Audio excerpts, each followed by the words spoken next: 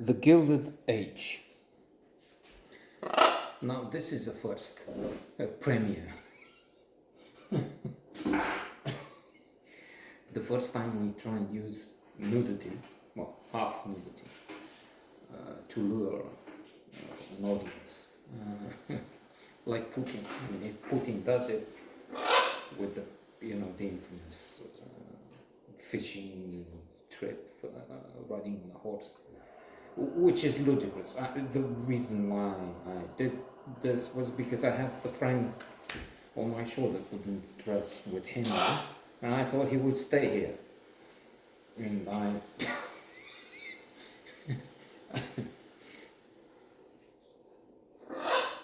I shoot two rabbits at the same time, as the stupid saying has it here. That is, he will be quiet, and then I can do my thing here. But he's not, he's off destroying things now. So the Gilded Age. And then this is because, let's face it, nobody's watching. We'll protest. Nobody. Logical conclusion. Still, for that limited audience of 1, 0, it's an interesting episode. Yes, this one, and then series which will come to an end. How many do they have? 9. It proves in some way that the reluctance to take on a series is justified. I mean, how many hours did I waste of my life with this one?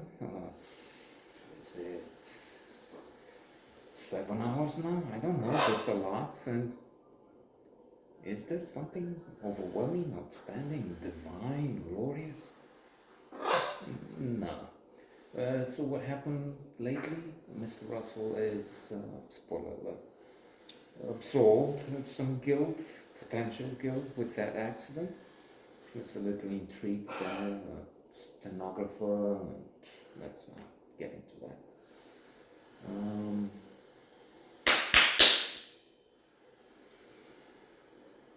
What else? My suspicion is not yet proven that this fellow who wants to marry doesn't mind the consequences, is not a profiteer, but let's see. And then, oh yes,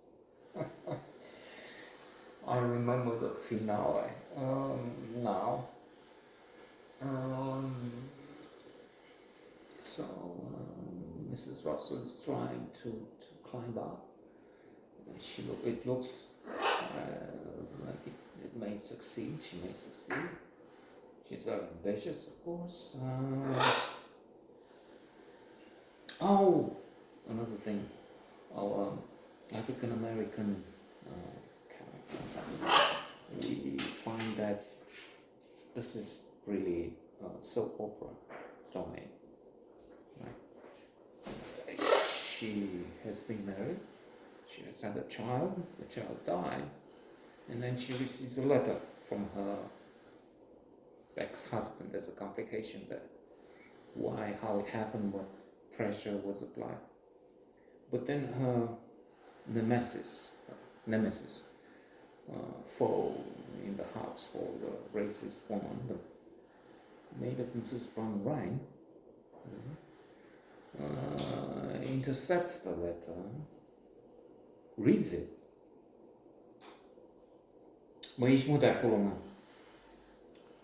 And interprets it as saying this. The African, I don't have the names, I'm sorry. The African American woman had a child out of wedlock, and she abandoned the child, and she tells the mistress about this, but it's of course not true. So what will happen? Let's not get into it, but let me tell you about Mrs. Russell. This is how the episode ends. So she's on a visit at the house that Mrs. Astor has, vacation house with the palace. We're talking the rich families and Astor Necklace. She's the leader of the elite.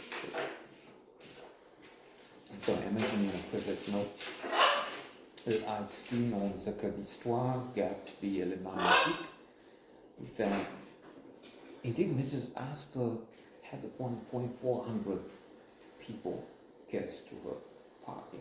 And this is it. This is the conductor. Outside this, it doesn't matter. It doesn't exist. That's just hoi polloi. That's the common. So we have nothing to do with that. And she was the final arbiter. She was the queen. She was. All right. So Mrs. Russell is on a visit, taken by her confidant. I mean, Mrs. Astor's confidant. But then they didn't know. He thought she's not there. She's not coming. She's in New York or somewhere else. And then Mrs. Astor arrives unexpectedly. So quickly, it's as if parents come home when the children have a party and they invite friends. And the parents are so, moi are supposed to be on holiday. You see what? And they rush Mrs. Oh, that's Mrs. Russell. We have to go because Mrs. Astor has not accepted this. I'm sorry, Mrs. Astor has not yet, if she will ever, accepted Mrs. Russell. She sees her as a social climber, still as nouveau riche, you see. Yes.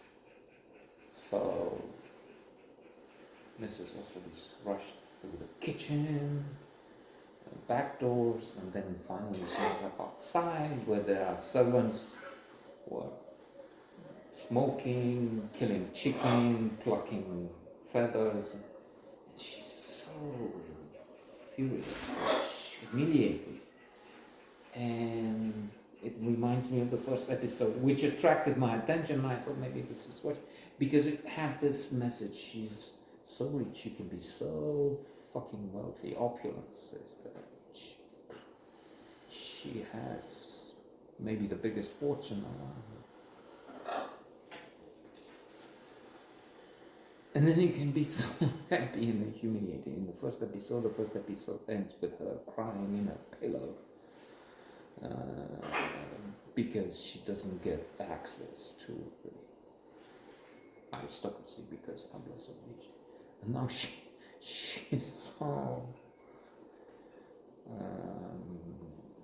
mad and infuriated and humiliated, going through the back doors out of this mansion.